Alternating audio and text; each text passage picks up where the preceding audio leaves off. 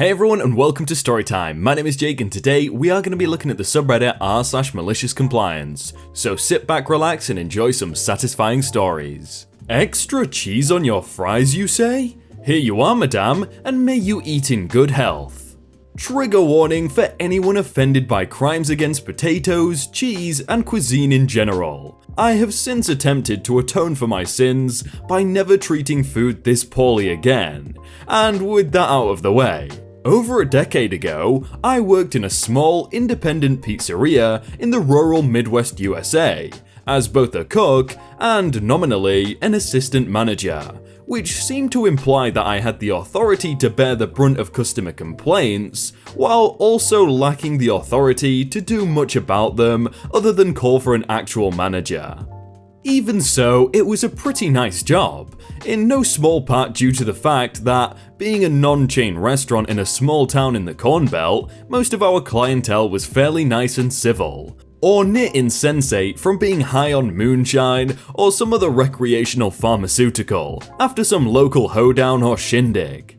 Or both, since I found the Venn diagram of chill folks and folks who are likely intoxicated by cannabis to contain a non-insignificant overlap. Now for a little background. This episode I am to relate took place during those halcyon days when the Atkins diet was at its zenith. For those sane people outside the US, or otherwise sheltered from it in a different manner, the Atkins diet was ostensibly a health plan to assist with weight loss by cutting out carbohydrates from one's diet. In reality, many, perhaps not, of its practitioners laboured under the pretense that despite incredible intakes of high-fat and high-calorie foods, the avoidance of bread would somehow cause Mother Nature and her sons heart disease and malnutrition, to go blind and forget about them for a while. Another point to note is that unlike some pizzerias, our pizza place served much more than just pizzas. Though pizza was the primary product on offer, we had a bunch of different sandwiches, steak, chicken, fish, etc., calzones, wings, various homemade breads, and french fries and other foods. With the onset of Atkins, our menu morphed to include such idiocies as breadless sandwiches, breadless pizzas, etc., which are too depressing to describe in detail. At the time of this incident, I had been working there for about a year and a half. It was Friday, specifically the Friday after Thanksgiving. For non-USers or those not in the know, Thanksgiving is our pagan ritual where we offer sacrifices of food to the gods of gluttony and annoying relatives. Normally, Fridays were rather busy, but because of the fact that every family had somewhere between a lot and infinite leftovers in their fridge from the day before, the restaurant was as dead as my sense of happiness after hearing Paul Reiser do stand-up one time. As such, I was the only one scheduled to work for the last 2 hours of the shift, until closing. Much cleaning was done to fill the hours until midnight, when I could go home and play video games until sunrise, like any self-respecting young person. Grease and dirt still sing mournful ballads of the terrible reckoning of that night. Anyway, having scrubbed the place to a shine, counted the till and beat back the throng of customer, I found myself staring daggers at a seemingly time-locked punch clock, with 15 minutes to go until midnight. I hate the jingle of bells on entrance doors to this day. In walked the couple, who I will call Mrs. and Mr. H for this story. Their actual last name began with an H. They shared their surname with that portion of the name of a well-known brand of motorcycle. But I also had, and have, some other less than flattering nicknames utilizing the letter for them, or at least for one of them. Mr. H was cool. He was this chill little scrawny guy who wore glasses roughly the thickness of a phone book folded twice, and was incredibly soft-spoken and polite. His one dangling quality was a peculiar reluctance to wear anything but a thin and very nipple-revealing sleep shirt and boxer combo into the restaurant, despite whatever weather condition may pertain outside. Mrs. H, on the other hand, was a beast of a specimen, in many senses of the word. She was quite, robust in her stature and physique, towering over me, a not short guy, by at least a foot, which is about 1/3 of a meter for the fancy metric inclined, and easily outstripped me in weight by somewhere around 200 pounds.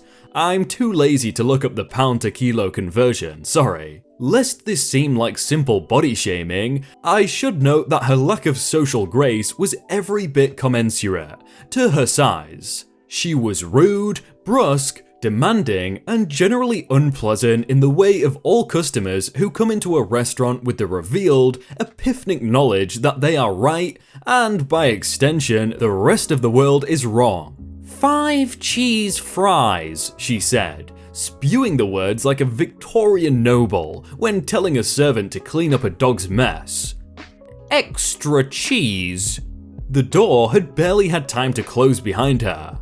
Yes, ma'am, I said, wincing inwardly, but hopeful of keeping the interaction brief so I could usher them on their way. And would you like... And make sure it's extra cheese this time. You duty heads never put on enough cheese. I should mention here that she did not say the word duty heads, nor in fact any such mild swear replacement at any time. She had a habit that our manager called swear-tourettes, where her speech would be strangely punctuated by a wealth of rather inventive curse words, peppered throughout at about every 3rd word emerging from her uncouth throat hole. The behaviour was tolerated, and she wasn't banned from the restaurant, because though uncivil and rude, it did not come across as designedly hostile or attacking, since there was no non-hostile behaviour she had it to compare against. It was her rest day, as it were, a background radiation and unpleasant aspect of her existence, the way tornadoes cause property destruction or Paul Razor causes sadness. Also, everyone felt bad for her husband, who we knew would be deprived of our food as well if we banned her. And as I mentioned, he was rather chill and cool. Nipple shirt notwithstanding. Yes, ma'am, I said, and knowing the order had only been for her, and anything for you, Mr. H? No, thank you, he said. Though I may get a soda before we... And make sure not to put any of that toasted breadcrumb crap paste on it. Note, she actually said crap paste. And though I loathe repeating too much unwholesome language here, I feel this one is novel enough to warrant it. She interrupted. We're on Atkins. This confused me for several reasons. First, while I was perfectly capable of making up breadcrumbs to put on whatever a customer desired, we didn't have them as a normal part of our cheese fries recipe. Secondly, to the best of my knowledge, then and now, French fries are not carb-free, thus casting doubt on the soundness of using them as a weight loss tool. Ma'am? I said, searching my mental vaults for a way to say it in a way that didn't make it sound like she was stupid. You know that potatoes and French fries do contain carbs, right? If you're doing Atkins, we have a lot of other items that... Look, just make the dang fries. I think I know more about a healthy diet than you do. It is my misfortune to have missed such an obvious truth, I suppose. And, as they say, the customer is always right. I obediently went to turn on the fryer, which I had turned off in my foolish assumption that no one would order 5 cheese fries less than 10 minutes before midnight the day after a major holiday, and put the fries on to cook. A substantial and overtime-inducing amount of time later, I loaded the French fries into a baking dish and proceeded to cover them with roughly double the amount of cheese as was normally served on them, and about 8 times the amount a human person should have in a whole week. When finished, I packed them up and went to give them to Mrs. H. "Let me see 'em before we go, to make sure you put on enough cheese," she said. I obligingly opened up one of the containers, and then, even more obligingly, opened the remaining 4 when she didn't trust that they would be equivalent to the already inspected one. "Not enough cheese," she said. "Go and do 'em again." At this point, I had reached that nirvanic state where annoyance crossed the threshold and became an almost beatific equanimity bolstered by the malicious understanding that my obedience completely undermined her fruitless and stupid diet. I went and did 'em again, this time piling on roughly 3 times the cheese I had used previously, resulting in a soupy mess of liquid cholesterol that would have instantly made every cardiologist in the world die from depression. Another inspection followed, the results were declared satisfactory, and the H's left without further ado, leaving me free to close up the shop for good. I didn't know it then, but over the next few weeks, the cheese fries order was to be placed several times per week by her in the invincible ignorance of belief that it was Atkins approved.